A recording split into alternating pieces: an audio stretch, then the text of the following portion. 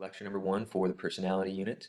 Today we're going to be looking at mainly Module 55 and studying the psychoanalytic and psychodynamic theories. So our main topic of today is going to be Freud and his understanding of personality development through defense mechanisms, through the psychosexual stages, and also through the unconscious. So what is personality? Well, personality is a unique and it's a somewhat stable pattern of a person's thinking, feeling, and behavior. Okay, so each unit so far we've looked at has related to personality, right? We've studied biology, we've studied states of consciousness, we've studied learning theories, cognition, motivation, emotion, development, intelligence, and while all these definitely relate to our personality, this unit we're going to be specifically focusing on personality theories and how our personality develops over time. So these four right here, you have psychodynamic, also known as Freudian. Okay, that's the main one we're going to discuss today, looking at unconscious motivations. And you have humanistic, all right, and this is going to focus more so on inner capabilities related to some of the research done by Maslow, which we've already discussed in earlier units, and then Carl Rogers. Then you have trait theories. These are going to examine characteristic patterns of behavior traits. So you're looking at like introversion and extroversion. Also, empirical tests like the MBTI, Myers-Briggs, right? And then lastly, we have the social cognitive theories. And these are going to explore the interaction between our traits and our thinking versus our social context, right? Albert Bandur's research is going to relate a lot to this in terms of observational learning and our behaviors and our personalities based on a social context. Sigmund Freud is really the one who's responsible for what led to the development of the psychodynamic perspective, right? He was the founder of psychoanalysis, which is a therapeutic method to explore and unlock the unconscious, right? And he did a lot of work with troubled Austrian women, upper class women, who suffered from neurosis, which is a neurological disorder. So he actually didn't start his career in psychology. His psychology was still kind of developing. It wasn't a popular discipline at that time. But when you hear these words like ego, Freudian slips, repression, sibling rivalry, all of these really stem from Freud and his studies on the psychoanalysis. So when he's looking at the theory of personality, he believed that our personality develops through these specific aspects. Number 1, the unconscious and mental processes. Okay, number 2, psychosexual stages. Number 3, defense mechanisms. So his goal was to treat these psychological disorders by seeking to expose and then interpret what was happening in the unconscious and all of these past tensions from childhood experiences.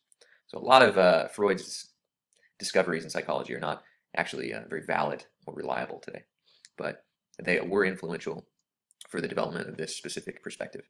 So when we're looking at Freud and his explanation of the unconscious and exploring it, he believed that the mind was somewhat like an iceberg. All right, the iceberg is what drives a person's personality into what they actually are and what they develop into becoming. So the majority of what we are in terms of our personality is actually under the surface, okay, in our preconscious and in our unconscious minds. So most of what we are is hidden. So the conscious memory, I don't have it on here, but that's just our sense of reality. Okay, that's the thoughts, the motives that we're aware of, things that we remember. It's above the waterline, and it's actually the smallest portion of what really goes on in our mind and in the development of our personality. So currently we're talking about AP psychology. So you're thinking right now about AP psychology. You're thinking about the exam for AP psychology. All right, under that we have our preconscious. It's not in the conscious, right? And this is information that is not necessarily conscious, but it's still retrievable voluntarily, okay? And this area of our brain, well, I should say of our conscious memory, our personality, kind of acts as a temporary storage region before it goes on into the unconscious. And then lastly, we have the unconscious memory, and this is the reservoir of those blocked thoughts, wishes, feelings, memories that are not directly accessible by the conscious memory, okay, by our conscious awareness. So we repress them and keep them hidden over time. And he studied that the way we reach these repressed, blocked, unacceptable passions is by certain methods like hypnosis. Okay, he believed hypnosis was one way to possibly unlock the door to the unconscious. He also studied dream analysis to unlock the unconscious, and he did therapeutic sessions called free association therapy to also try to make sense of what the unconscious is processing. And we're going to talk about that more here in a little bit. Now, how did Sigmund Freud explore the unconscious? So we've looked at what it is, but how did he actually assess it? He conducted these therapy sessions called free association. He also did something called dream analysis, but free association was just a method he used to explore the unconscious. And it looked like this. The person relaxes, maybe on a couch. For instance, this is Sigmund Freud's original sofa that he used to conduct his free association therapy sessions. He would ask them to just basically say, hey, whatever comes to your mind, however trivial it is, however embarrassing it is, if this is a safe room, just share whatever's on your mind. Just say it. Emotional, optimistic, butterfly, lie, determined, deception, mysterious, pervious. Okay, any of these things that might come to my mind as I'm laying down on that sofa, my therapist is going to read those back to me and try to make some kind of association. Now, free association is still used today by some neo-Freudians. However, it's pretty uncommon. Some of the common criticisms of it is that it does overproduce these associations, and you feel pressured to make an association because your psychologist is trying to help you get to the bottom of this issue in your unconscious, right? And you just feel pressured to make associations that actually aren't even there, and so it can make things worse. The other major criticism is that you can't empirically assess the unconscious mind. Like, you can't necessarily solve issues through the unconscious. That's why we call it the unconscious, right? It's not really accessible. Okay, so Freud believed that personality is made up of 3 separate structures. So when we're looking at this this iceberg, don't think of it as the brain, the structure of the brain. Think of it as the structure of human personality. Okay, and now first you have the id. It's at the very bottom of the iceberg, right? So this is Latin for it, and it's the very immature, very irrational portion of our personality. It demands immediate gratification. Okay, so any sexual, aggressive drives and pleasures that we're trying to seek, this comes from our id. So an example of this, let's say my parents have saved for 20 years to send me to a great school to get a college education, right? Let's say my college education is going to cost me 120 USD, 120,000 USD. And I see this Model X, Tesla Model X, and right now on the market, I think they're about $100,000 for one of those. Okay, well, I really want one. I'm 19 years old. I don't have a girlfriend. I don't have a lot of friends, and so I think if I get a cool car, people will like me, and I'll have a higher social status, and I'll fit in, and people will want to hang out with me because I look rich, right? So I'm gonna go buy this Tesla, and then I'll just use the rest on my education. And I don't know, if I run out of money, I run out of money. It's not a big deal. I don't need an education. This is my id. Okay, so next we go to the superego. And the superego, still, when we look at it, it's partially in the conscious, or maybe the preconscious. Okay, so this consists of our internalized parental and societal standards. It's our moral compass. Okay, it gives us that sense of judgment for ethics, right? Generally, they say this begins to develop at age 5, and we strive for perfection within this region of our personality. We want to do everything right so that we can please everyone. We want to please our parents. We want to please our mentors. We want to please our teachers. We want to please our friends. We want to make all the moral right decisions. So if you think about it like angel versus demon on your shoulder, the demon would be the id, the angel would be the superego. Okay, so in this case, we pull up to that Tesla car dealership, and we start to feel this conscious gut feeling of guilt, this intuition, right? Of, man, my parents saved all that money for me to get an education. I don't know if I should do this. Okay, then lastly, we have the ego, right? Ego is Latin for I. It contains contains partially our conscious perceptions, thoughts, and judgments, while it's still also somewhat just under the tip of that iceberg. And this is where we use rationale and practicality. Okay, so yes, I want the Tesla. I want the Tesla, but I also want my education, and I want to please my parents. Well, I do need a car. I do need some kind of transportation. It's a crazy long walk to the campus every day because I'm going to be living off campus. So how do I rationalize and use practicality? Okay, why don't I do this? I'm going to ask my parents, hey, mom, dad, can I use 90% of the money that you've given me towards my college education? And then can I take that 10% of that 120 grand and go buy a used Nissan Altima 2008 model so that I can get to campus? Is that okay? Right? In this case, you're still using practicality. You still have a car. You can still meet your friends, go to school, kind of fit in with society, because in the US, everybody has a car, right? If you're going to school there. So you need a car, right? Another example here, okay? You want to be with somebody, you got physical attraction towards someone, you can't just take them, you can't just kidnap them, right? That's what your id would want to do, but your superego is going to tell you that's illegal, and that person also has free choice of who they want to marry. Okay, so then your ego comes in, gives you the practicality and the rationality of it all, and you say, maybe I should ask what her name is, ask her what she likes doing, maybe we could go to a restaurant, eat some good food, and have a conversation, right? Ask her on a date, okay? That's best of both worlds. And she might say no, and sorry guys, you gotta get over it. All right, next I want to look at psychosexual stages of personality development. So Freud believed that personality and development form during the first few years of our life through these specific 5 psychosexual stages. And he believes that the id was really that the thing that drove these pleasure-seeking areas or erogenous zones. Okay, so erogenous zones is Greek for sexual desire. But in this, you've got the oral stage, and this is when the child finds satisfaction and pleasure, predominantly in the mouth region. You know, this happens mostly during breastfeeding. Okay, this child may have difficult time transitioning from breastfeeding to solid foods. And in adult life, Freud said, you know, if an adult has smoking habits or they're overly dependent on their parents or they overeat, this could be related to possible childhood issues during the oral stage of their personality development. Next, you have anal from 18 to 36 months. Okay, between ages 2 and 3, the child centers exponentially on pleasure in the anal region. Okay, so expelling feces or holding on to those bowel movements, the child finds pleasure in these feelings. This can also be a very difficult transitional phase when going into the phallic stage because they have to get potty trained. So in adult life, this could look like certain behaviors that are repressed from this portion of our personality development, where you may see that adults are very messy or they're overly neat. So Freud would explain that there was a personality development transitional issue during the anal stage of development.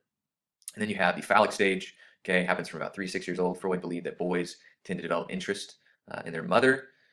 And you have this jealousy and anxiety towards the father. So the Oedipus complex, it comes from a Greek story of Oedipus the king who killed his father out of jealousy because he thought that his father was going to castrate him, and then he ended up marrying his mother. All right. So when you look at the Oedipus and the Electra complex, these happen towards the phallic stage, where your genitals become kind of the sense of focus for pleasure seeking. And so it's kind of weird. And so the Electra complex is just the opposite of that. For girls, you know, you have the girl envying their mother, and so they become hateful towards their mother, and they develop this sense of, Freud called it penis envy, and instead they blame their mother for this anxiety and desire to want to be like their father, and so they want to kill their mother and marry their father. It's very weird. Okay, and then you have latency from 6 to puberty, you know, dominant sexual feelings, and then the genital stage, which is the maturation of sexual interest. So criticisms within this theory. It developed it was developed from a very few rare cases, and it has little evidence to prove its claims. Freud did a lot of his research, again, I said, on mostly upper class disturbed Austrian women. There's not a lot of validity or reliability to his research on this. Also, it seems to be influenced by a lot of male superiority. It seems to interpret that post-trauma abuse as an infant is just these fantasies that we have that are very sexual and manipulated and skewed. So these are the psychosexual stages of Freud. Okay, next let's look at Freud's more well-accepted research on defense mechanisms and how Freud believed they function. So a defense mechanism is just the ego's protective method of reducing anxiety, right, by unconsciously distorting what reality is. So for Freud, all defense mechanisms function indirectly and unconsciously. Just as our body unconsciously defends against itself against disease, so does the ego unconsciously defend against our anxieties, right? So in this case, anxiety occurs when the ego cannot find a reasonable or realistic compromise for that urge. Therefore, these defense mechanisms occur to help us reduce the anxiety of the unconscious, and this happens through repression. When we're looking at defense mechanisms, is the most basic of all the defense mechanisms, right? It banishes anxiety-arousing thoughts or anger from entering the consciousness. Okay, that's kind of the whole point of defense mechanisms, is to keep those unconscious things from arising to our consciousness. We're trying to suppress things, right? Now, as Freud said, this is what underlies all the other defense mechanisms. However, there are limitations. It's not complete repression. Can't entirely shut out the unconscious. And there are things that happen, like dream symbols that occur, right? And then we have these other things called Freudian slips, or slips of the tongue. So no matter how hard we try to repress things, eventually, sometimes they come out. Okay, that's why he put so much emphasis on dream analysis, because he wanted to try to understand people's childhood conflicts through analyzing their dreams and trying to interpret them. Now, this is the other one here. It's called Freudian slip. This is President Bush. Worried about the president for 7.5 years. I've worked alongside him, and I'm proud to have been his partner. And we've had triumphs. We've made some mistakes.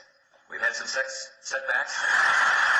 Okay, so I'm sure you caught the Freudian slip there, but it's just a verbal or memory mistake that's believed to be linked to the unconscious, according to Freud. Okay, so when you say one thing, you mean the other. It's actually that sense of the limitations of repression. Okay, so Freud believed also that our jokes sometimes have these repressed sexual and aggressive unconscious desires, and again, there's that major emphasis on the unconscious being that which drives our personality. Okay, next we have regression and reaction formation. So when we're looking at regression, it occurs when the ego seeks to reduce anxiety, right, by reverting to an earlier period of psychological development. So oral fixation, for instance, let's say a child is feeling very anxious in the first grade, and they may therefore regress to oral comfort by thumb sucking.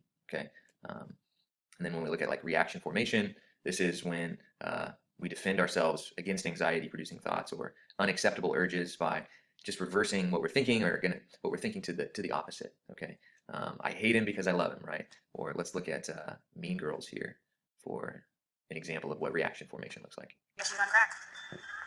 Oh my god, I love your skirt. Where did you get it? It was my mom's in the 80s.